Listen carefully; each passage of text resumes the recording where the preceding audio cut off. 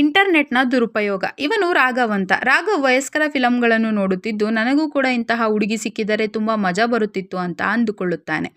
ಅವಾಗ ಅವನ ಹೆಂಡತಿ ನೀಲಂ ಅವನನ್ನು ಊಟಕ್ಕೆ ಕರೆಯಲು ಬರುತ್ತಾಳೆ. ಅವಾಗ ಡಿಸ್ಟರ್ಬ್ ಆದಂತಹ ರಾಘವ್, ನಾನು ಆಫೀಸಿನ ಕೆಲಸ ಮಾಡುವಾಗ ನನ್ನನ್ನು ತಡೆಯಬೇಡ, ಮೊದಲು ನೀನು ಸ್ನಾನ ಮಾಡು, ಆಮೇಲೆ ಊಟ ಮಾಡೋಣ ಅಂತ ಅವಳಿಗೆ ಹೇಳಿ ಕಳುಹಿಸಿ, ಇವಳಿಂದ ನನ್ನ ಮೂಡೆಲ್ಲ ಹಾಳಾಗಿ ಹೋಯಿತು, ಇನ್ನು ಮತ್ತೊಮ್ಮೆ ಮೂಡ್ ತೆಗೆದುಕೊಳ್ಳಬೇಕೆಂದರೆ ಬೇರೆ ರೀತಿಯ ವಿಡಿಯೋಗಳನ್ನು ನೋಡಬೇಕು ಅಂತ ಅಂದುಕೊಂಡು ನೀಲಂ ಹಾಗೂ ಬೇರೆ ವ್ಯಕ್ತಿಯ ಪ್ರೈವೇಟ್ ವಿಡಿಯೋಗಳನ್ನು ನೋಡುತ್ತಾ ತುಂಬ ಮಜಾ ಬರುತ್ತಿದೆ ಅಂತ ಖುಷಿ ಪಡುತ್ತಾನೆ.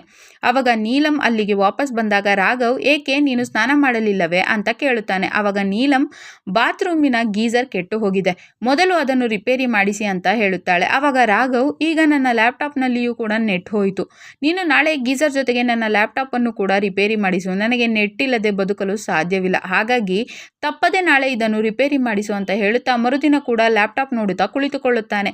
ಆವಾಗ ಕೋಪಗೊಂಡ ನೀಲಂ, ಯಾವಾಗಲೂ ನೀವು ಹೀಗೆ ಲ್ಯಾಪ್ಟಾಪ್ ಮುಂದೆ ಕುಳಿತರೆ ನಿಮ್ಮ ಆರೋಗ್ಯ ಏನಾಗಬೇಕು ಅಂತ ಬೈಯುತ್ತಾಳೆ. ಆವಾಗ ರಾಘವ್, ನನಗೆ ತುಂಬಾ ಜವಾಬ್ದಾರಿಗಳಿವೆ, ಹಾಗಾಗಿ ನಾನು ಡೇ ನೈಟ್ ಕೆಲಸ ಮಾಡಲೇಬೇಕು, ನೀನು ನನ್ನ ಬಗ್ಗೆ ತಲೆ ಕೆಡಿಸಿಕೊಳ್ಳಬೇಡ ಅಂತ ಅವಳನ್ನು ಹೊರಗಡೆ ಕಳುಹಿಸಿ ಡೋರ್ ಲಾಕ್ ಮಾಡಿಕೊಂಡು ಮತ್ತೆ ಅದೇ ರೀತಿಯ ವಿಡಿಯೋಗಳನ್ನು ನೋಡುತ್ತಾ ಕುಳಿತುಕೊಳ್ಳುತ್ತಾನೆ. ನಂತರ ನೀಲಂ ತನ್ನ ಗೆಳತಿಯರಿಗೆ ಮೀಟಾಗಿ, ರಾಘವ್ ಅವರು ಲ್ಯಾಪ್ಟಾಪ್ ಮುಂದೆ ಕುಳಿತು ಡೇ ನೈಟ್ ವರ್ಕ್ ಮಾಡುತ್ತಾ ನನ್ನನ್ನು ಪ್ರೀತಿ ಮಾಡುವುದನ್ನೇ ಬಿಟ್ಟಿದ್ದಾರೆ ಅಂತ ಹೇಳುತ್ತಾಳೆ. ಆವಾಗ ಅವರು, ರಾಘವ್ ಅವರು ವರ್ಕ್ ಮಾಡುತ್ತಾರಾ ಅಥವಾ ಯಾವುದಾದರೂ ಹುಡುಗಿ ಜೊತೆ ಚಾಟ್ ಮಾಡುತ್ತಾರಾ, ಒಮ್ಮೆ ಚೆಕ್ ಮಾಡಿಕೊ ಅಂತ ನೀಲಂಗೆ ಹೇಳಿ ಕಳಿಸುತ್ತಾರೆ.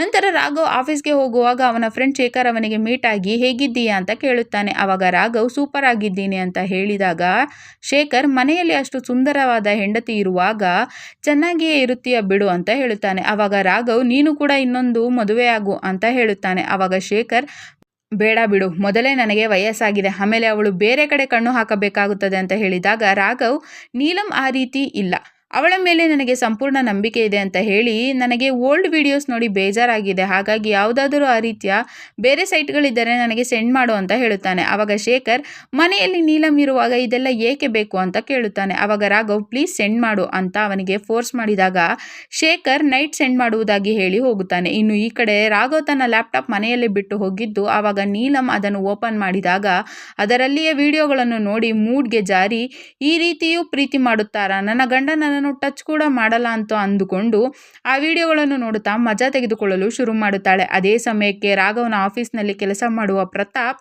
ಲ್ಯಾಪ್ಟಾಪ್ ರಿಪೇರಿ ಮಾಡಲು ಅಲ್ಲಿಗೆ ಬಂದು ಲ್ಯಾಪ್ನಲ್ಲಿರುವ ವಿಡಿಯೋಗಳನ್ನು ನೋಡಿ, ನೀವು ಈ ರೀತಿಯ ವಿಡಿಯೋ ನೋಡುತ್ತೀರಾ, ನೀವು ಈಗ ನಾನು ಹೇಳಿದ ಹಾಗೆ ಕೇಳಬೇಕು, ಇಲ್ಲದೆ ಹೋದರೆ ಈ ವಿಷಯ ರಾಘವ್ ಅವರಿಗೆ ಹೇಳುತ್ತೇನೆ ಅಂತ ಎದುರಿಸುತ್ತಾನೆ.